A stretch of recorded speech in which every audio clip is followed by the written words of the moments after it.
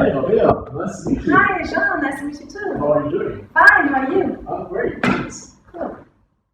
Actually, it's quite good to meet you because I recently started on a new MiFID II project. Okay. And I heard that the final level 2 measures are now published. Yes, last Friday. That's right. Yeah. Okay, so could you explain me some further details how the different levels work together? Yeah, for sure. Good question. I've actually prepared a slide deck to explain this. Let's have a look together. Yeah, great, thanks.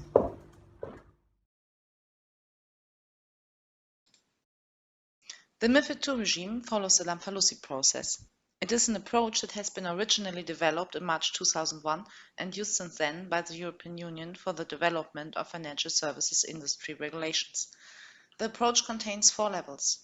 Whereas the first 2 levels are obligatory, level 3 and level 4 are non-binding. The next slides will show more details regarding the different levels, but please be aware that this is a high-level overview and that details like, for example, the multi-layered consultation process will not be covered. Let's start with the level 1. According to the Commission's proposal, the European Parliament and the Council adopt legislative acts under the ordinary legislative co-decision procedure. This legal framework contains the basic political principles in the form of general legal principles as a regulatory objective. The framework acts, in our case the MiFID II and the MiFIR certainly, delegate the implementation power to the second stage procedure and determine the nature and scope of the implementing measures. The adopting of the framework legislation requires a consultation procedure involving, in addition to market participants, issuers and consumers, also EU member states and national supervisory authorities. These consultation procedures are held prior to the legislative proposal. The proposal made by the Commission can be a directive or a regulation. With regard to the MiFID II regime, we have both. A directive that only becomes applicable after it is implemented in national law. This means that the characteristics of the financial markets in the EU member states can be considered by tailored national legislations. In contrast to this, a regulation has direct legal force, and a transposition in national law is not necessary. This takes account of the internationality of the affected markets and the need for uniform frameworks across countries.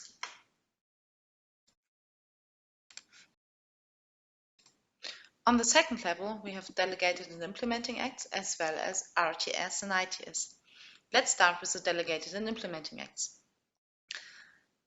They can be proposed and adopted by the European Commission. Delegated acts are defined as non-legislative acts of general application to supplement or amend certain non-essential elements of a legislative act. They are closer to actual lawmaking and cover content that is more likely politically sensitive. Implementing acts are to be used where uniform conditions for implementing legally binding union acts are required.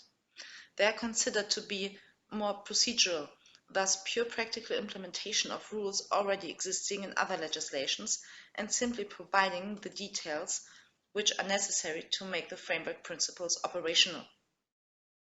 For MiFID II and MiFIR, the Commission seeks ESMA's technical advice on possible delegated acts in April 2014.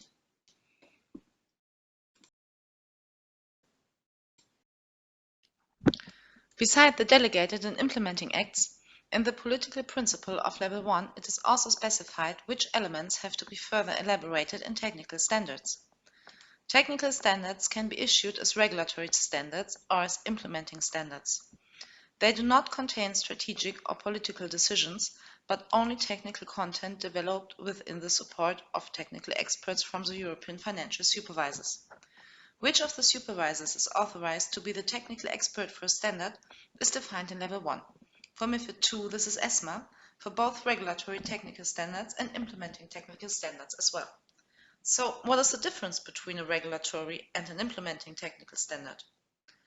Implementing technical standards are intended solely to define the conditions of application of other legal acts.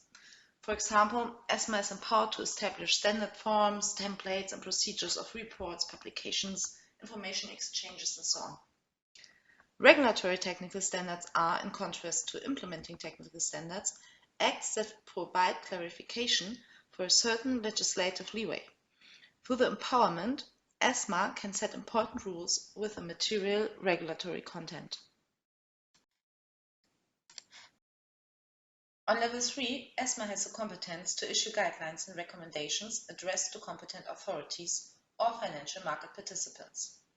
The intention is to establish consistent, efficient and effective supervisory practice and to ensure common, uniform and consistent application of union law.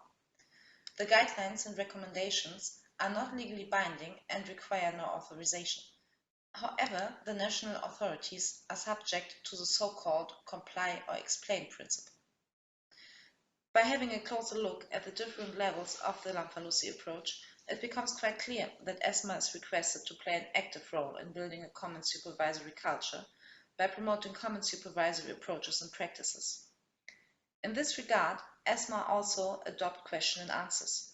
The question and answer mechanism is a more practical convergence tool used to promote supervisory approaches and practices as then a part of the Lamfalussy approach. But it's important to mention them in this context and also to take them into account during MiFID II implementation projects.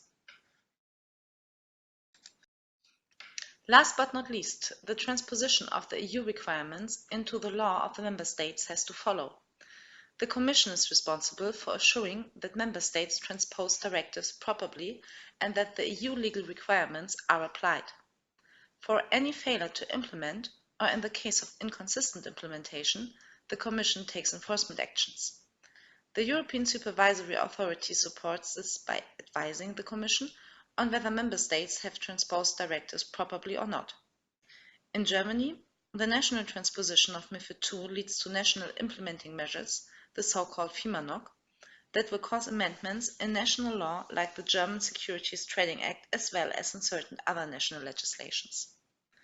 The work progress of the national implementation of the MiFID II regime varies broadly among the EU member states.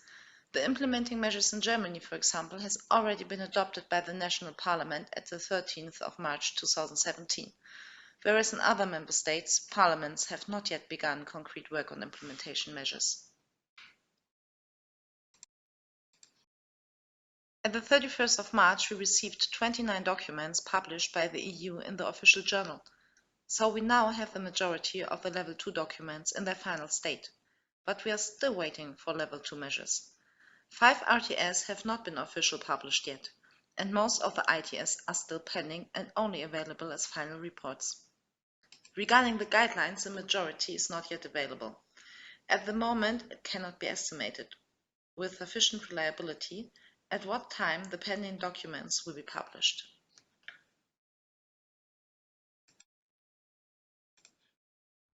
Yes, so I hope I could give you a little bit more insights regarding the Lamfalussy approach.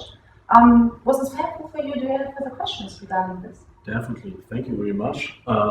Actually, I have another question. So, what are the main changes? Are there any changes in these final Level 2 measures? Oh yes, there are some, very few, but there are some. I've also prepared something for this. Let's have a look at the next slide. Great, thanks. It can be noted that in general only a few changes have been made. In essence, the identified changes concern formatting corrections, the correction of previously wrong references, as well as clarifications. However, we also identified changes of a technical nature, which must be taken into account in the context of the MiFID II implementation. The first change we noted can be found in the MiFID Delegated regulation. So far, the factors to determine whether a suspension or removal is likely to cause significant damage to the investor's interest or the orderly functioning of the markets in any particular case only had to be considered by the competent authority, an investment firm, or market operator operating an MTF or an OTF. This obligation is now also applicable to market operators operating a regulated market. The same extension also applies to waiver of a suspension or the exclusion of a financial instrument from trading. We found the second change with technical impact in the MiFID II regulation. Compared with the version of the delegated regulation adopted by the EU Commission, the period for which competent authorities, market operators and investment firms shall use the information published in accordance to Article 5 of the MiFID Delegated Regulation, whether a share, depository receipt, exchange-traded fund or a certificate has a liquid market, no longer apply for a period of 1 year starting with the 1st of April after the date of publication, but now begins with the 31st of March.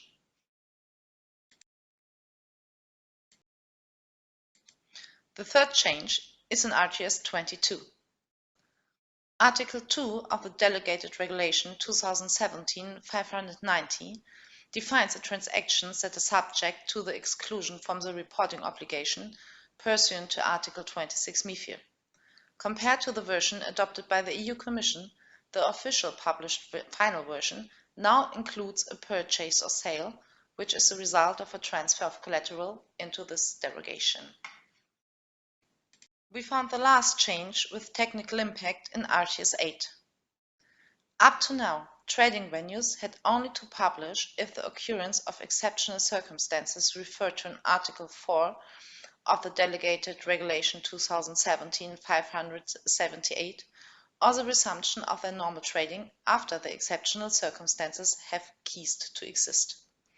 In the context of the final publication in the Official Journal of the EU, this requirement has been extended by Article 3a and is now also applicable to the exceptional circumstance of a situation of extreme volatility triggering volatility mechanism for the majority of financial instruments or underlyings of financial instruments traded on a trading segment within the trading venue and in relation to which the obligation to sign a market-making agreement applies. Implications from these technical changes result in the need for adjustments of technical concepts and IT systems within the MiFID II implementation projects. In addition, the editorial changes should also be taken into account to avoid incorrect references or unclear formulations in written orders.